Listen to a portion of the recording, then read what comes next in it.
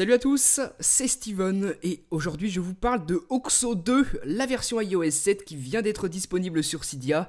Donc Oxo, c'était l'un des tweaks les plus attendus en 2014, il est enfin compatible avec iOS 7 et il modifie toujours radicalement l'apparence et les fonctionnalités du multitâche sur votre iPhone et votre iPod Touch jailbreaké.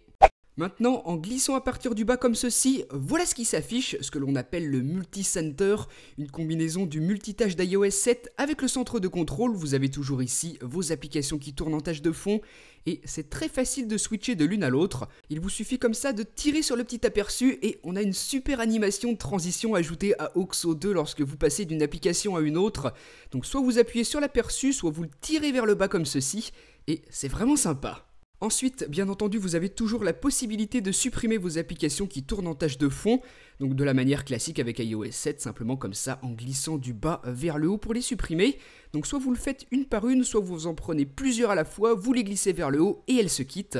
Donc jusque là rien de bien nouveau, c'était déjà possible nativement, mais Oxo vous propose de fermer d'un seul coup toutes vos applications dans le multitâche en glissant ici vers le haut, regardez.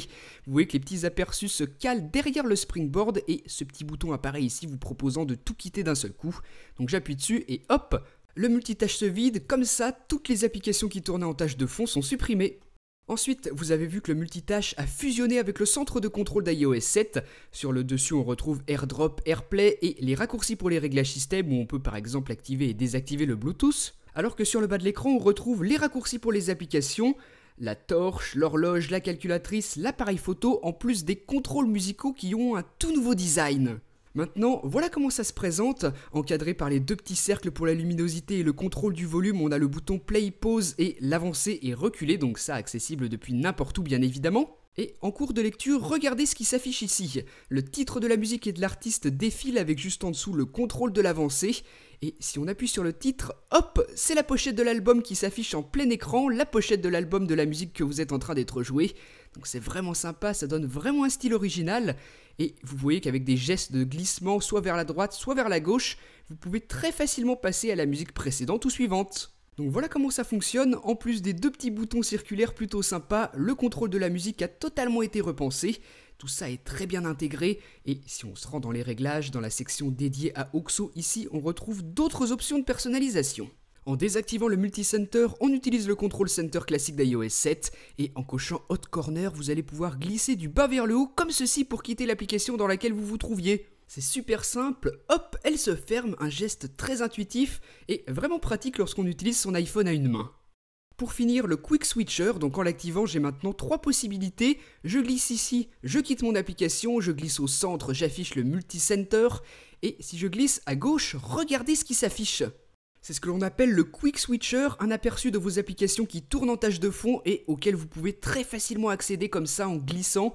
Encore une fois, ça se fait très bien à une seule main.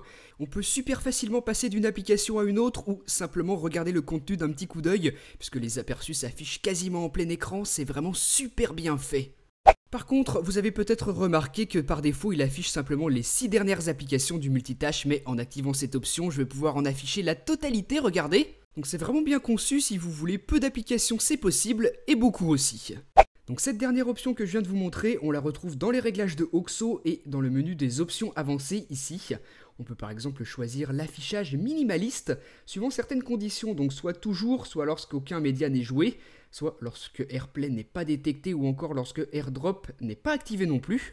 Donc ce design est minimaliste, voilà comment il se présente. Sur le bas, vous voyez qu'on a moins d'infos, sur le haut aussi. Et pour les révéler, il suffit comme ça de glisser soit vers le bas, soit vers le haut. Donc là, par exemple, pour révéler les contrôles musicaux ou encore les raccourcis. Et sur le haut, ce sera les raccourcis pour les réglages système ou AirDrop, AirPlay. Donc voilà, ça c'était pour l'option Minimal Display que vous pouvez choisir si ça vous intéresse ici dans les réglages des options avancées de Oxo. Donc moi je vais l'enlever et on va passer au deuxième. Open to Last App. Donc là, lorsque cette option est activée, lorsqu'on se rend dans le multitâche et que l'on passe d'une application à une autre, vous voyez que c'est toujours la dernière application dans laquelle on se trouvait qui va se trouver au centre lorsqu'on affiche le multitâche. Regardez ici, c'est la météo au centre, donc ça peut être très pratique si on change très souvent entre une application et une autre. Et enfin, la section Quick Launcher va nous permettre de définir des options d'affichage pour les raccourcis de lancement que l'on retrouve juste ici en bas. Donc des options d'affichage suivant certaines conditions que vous pourrez choisir ici. Enfin, on retrouve l'option que je vous ai montrée tout à l'heure pour lever la limite d'application dans le Quick Switcher. Et on a aussi l'inversion du Hot Corner si on veut, donc pour quitter l'application d'un geste de glissement. Donc on peut choisir soit vers la droite, soit vers la gauche. Et enfin, là, on retrouve la liste de toutes les applications installées sur notre appareil et on va pouvoir désactiver OXO dans certaines d'entre elles si on le veut. Donc si vous ne voulez pas qu'il s'active dans certaines de vos applis, vous pouvez le faire là. Donc voilà pour toutes les options avancées ici et les options plus classiques pour les fonctionnalités principales de OXO sur cette première page. Vous le retrouvez donc sur Cydia, OXO 2 pour iOS 7, donc il coûte 2 $ si vous aviez acheté la précédente version de OXO, celle d'iOS 6, sinon ce sera 4 $ et vous aurez la version iOS 6 aussi en prime. En tout cas, voilà pour cette présentation, un tweak hyper attendu, j'espère qu'il vous aura plu. Je vous rappelle qu'il n'est pas encore disponible pour iPad, c'est simplement une version pour iPhone et iPod Touch que je vous ai présentée.